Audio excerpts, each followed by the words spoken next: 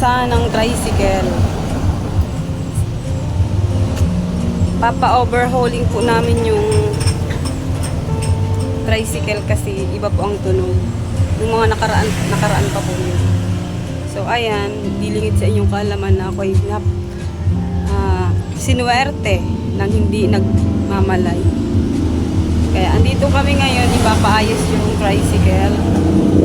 Kasi kailangang ipaayos yung tricycle dahil yun yung pinagkukunan ng source of income. Kaya invalid na namin po yun para maagapan ng pagkasira ng malata. So ayan guys, pupunta na kami dun sa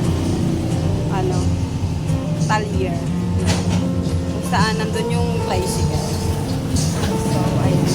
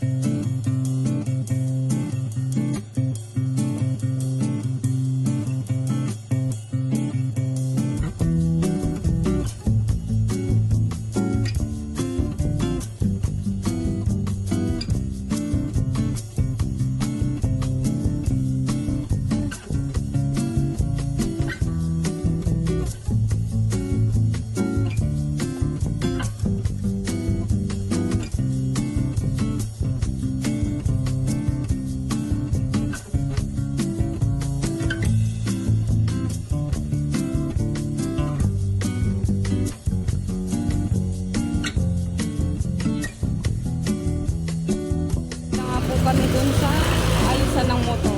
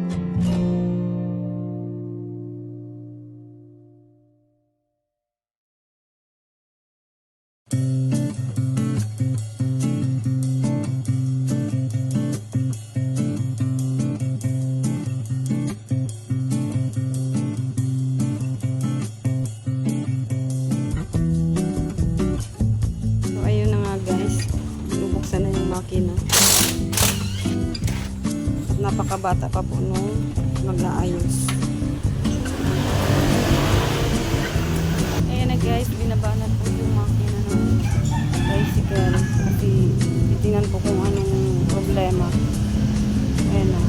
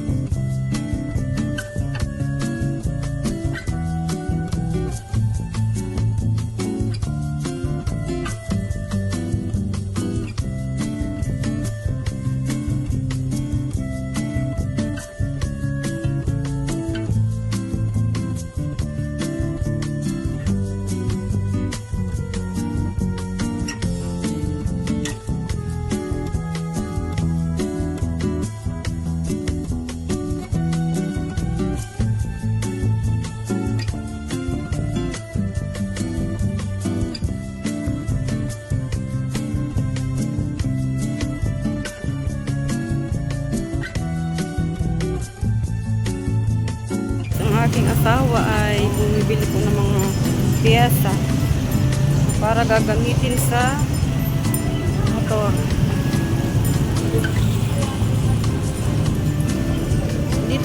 Dito po kami ngayon sa sentro ng Daet. Bali galing na po kami sa isang store, nagparahanap po kami. Hirap pa alam mo hanap ang piyesa nito. Grabe. Nagulat po ako kung magkano yung piyesa ng barako.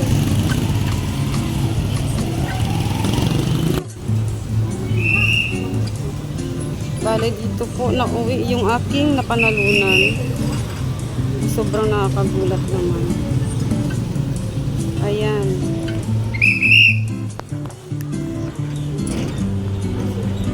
Ayan o.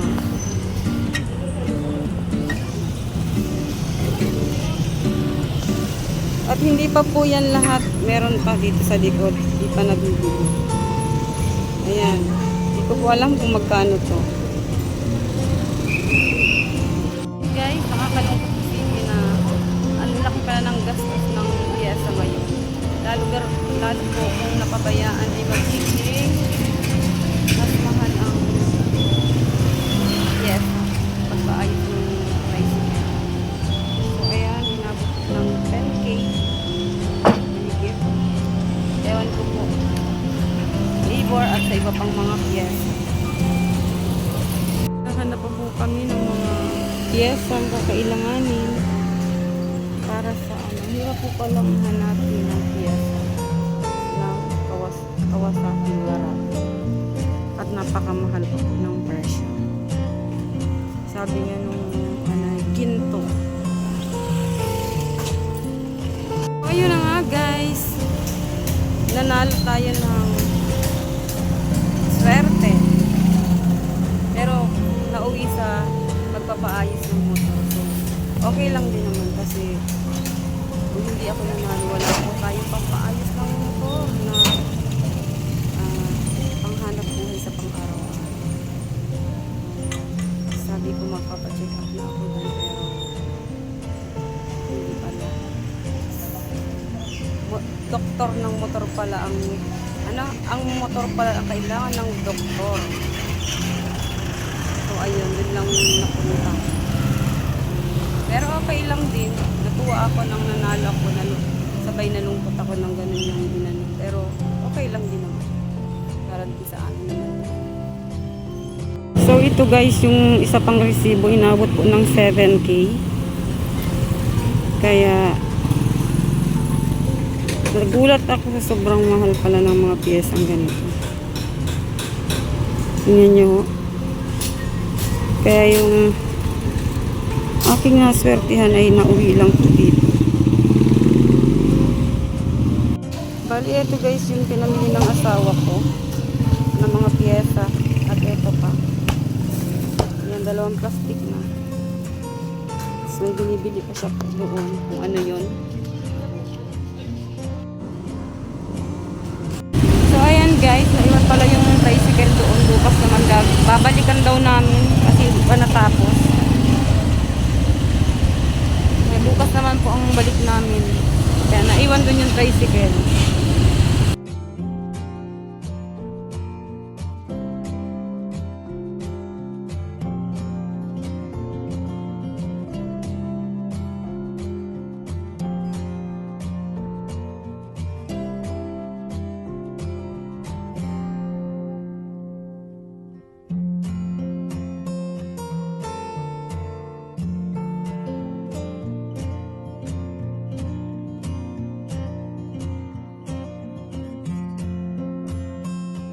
So ayun nga guys, bumalik po kami ngayong araw dito sa shop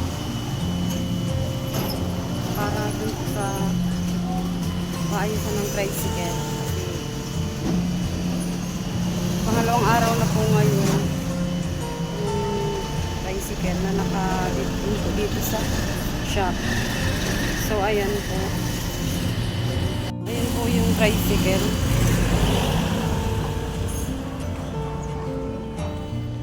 Siyang makina.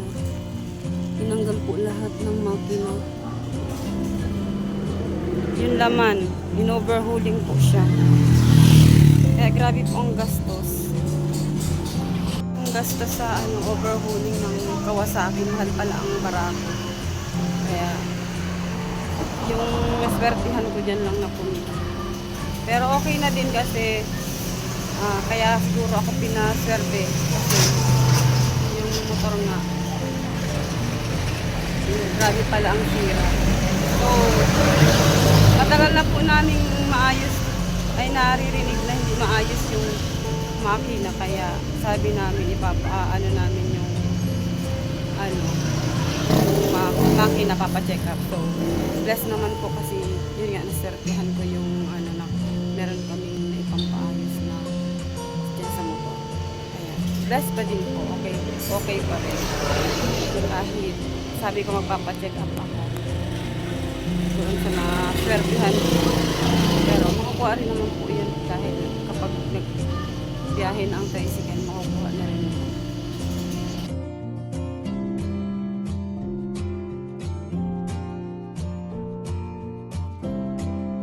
Ayan guys, natapos na po ang pag-overhauling. Inabot na po kami ng gabi sa pagpapaayos ng motor. Halos 2 days po guys yung pag-ayos. Kaya may papasada na po siya ngayon. Nakapaayos ngayong susunod na mga araw. Guys. Finally guys, ayos na po ang bicycle na overhaul na po. Halos parang bago na po siya kasi lahat ng laman ng makina ay pinalitan. So ayan na po ready to go na po kami. Halos gabi na po natapos. So ayan guys, detestingan na niya kung okay na.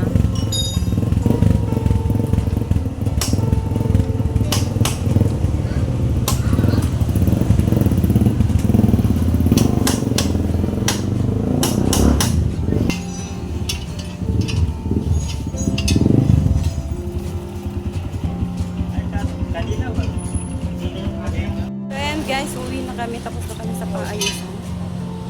Okay na kami lahat. Babay na po. Guys, bago kami magpatalisay, ay ikakabit na muna po yung biniling kadena ng asawa ko. Kasi baka matanggalan kami. Kasi halos lahat na sarabay-sabay yung ang pyesa. Hindi ko alam. Pero lagi naman yung pinapalitan ko bakit yung nagsabay-sabay. So ayan na guys yung aking asawa. Nag-aayos siya muna ng kadena bago kami pumunta ng Talisay. Bagong binili ko yung kadena. Hindi kami natutulog sa Talisay. Ayan, taga-flashlight yung anak ko.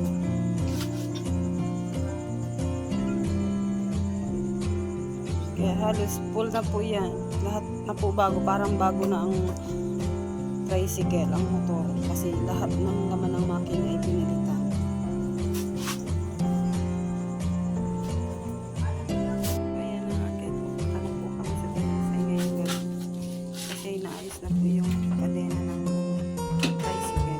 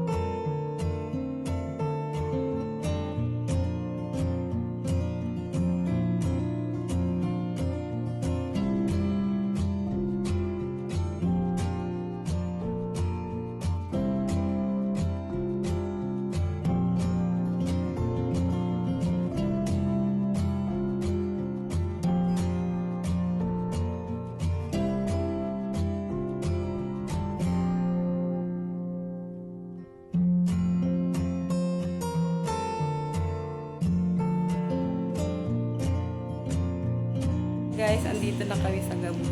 Cheers. Cheers. Cheers.